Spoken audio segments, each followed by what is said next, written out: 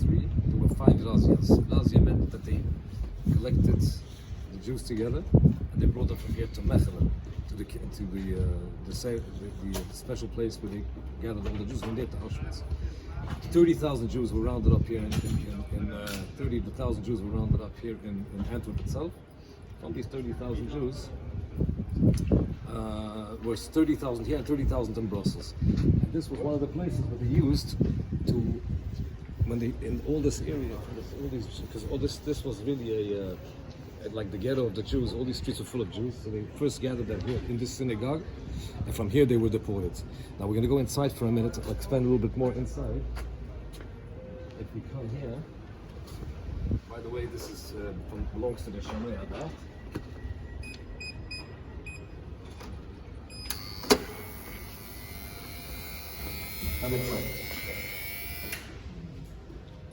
So this synagogue was erected by someone called Mr. Max Alevi, and it was in 1934 that he put it up. The reason being is because a lot of people, after they were finished doing their diamonds, when they were finished working, they would come here, because this was the first synagogue that was actually always heated. And you see the heating system is still going back from that time, with these big pipes.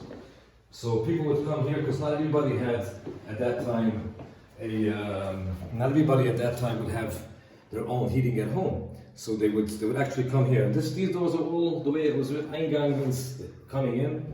This is all original how it was before. It's a simple shul, simple synagogue. Its purpose was, like I said, for the layman to have a place to come and study a little bit of the Talmud or some other religious books and keep himself warm and have a little bit of a social life. Now, truth being is that this synagogue was ransacked in the middle of the war, but the main structure was here, meaning the furniture was taken, everything was taken out of the synagogue. So this was the main place after the war when the people started coming back from the camps, or those coming out of hiding.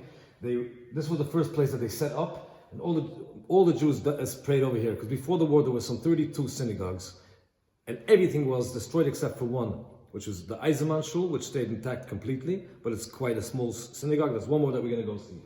But this synagogue was intact, but they had to fast finish it up, but that's what they did, and this would be the synagogue. Now I want to show you something very, very interesting.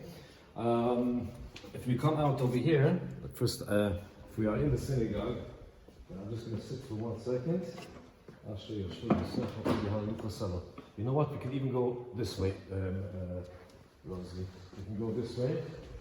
So this is the shul. It belongs to the Shomrei Hadat. This will be the mini shul. In the weekday, if there's a smaller minyan, then this would be the place that they would that they would pray. But this is quite interesting, because I heard from my father-in-law, that when they brought all the Jews here, it was really, really jam-packed. And there was one Jew that decided he had enough. There was a guard in front of the door, not letting anybody leave. Then he decided that he's gonna climb over the fence, make his way home across to his house, because his wife, at that time, that was the beginning of the Razzias, they only took the men, they weren't taking so much, the pregnant women they didn't take, and his wife was pregnant, so they didn't take her. So he climbed over the fence. I don't know how he did it, maybe it was lower those days. He got out of here somehow. He comes home, and he tells his wife, I'm home, I'm not going anywhere. She says, wait, but you left your suitcase. And now the suitcase was the name and the address. So if they're going to take everybody from here and they're going to see the suitcase, they're going to come right away to get you.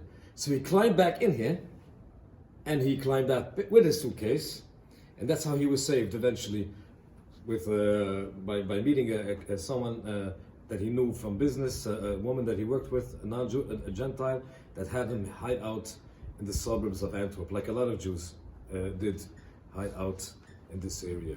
So that's the story of the Terlist shul. And now we're going to go see, there's one more shul I wanted to see, and that would be the Eisenman shul, and that would be the only synagogue that was unmolested, untouched throughout the occupation. And we'll explain why when we get there.